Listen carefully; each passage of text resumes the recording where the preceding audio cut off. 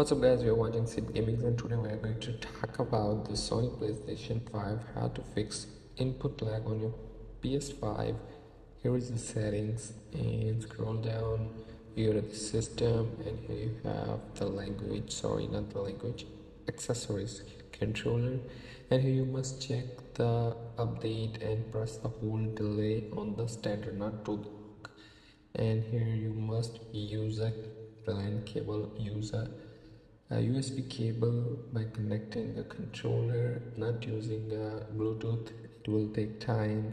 So, and then after that you must check your connection and go to the settings. Here you set the frequency on the Wi-Fi, advanced settings and DNS settings. Here you have the MTU settings set on the 1500 and primary DNS, secondary DNS change it to 8.8.8 and the secondary DNS to 1.1.1, and after that just connect it. So that's how simply you do it.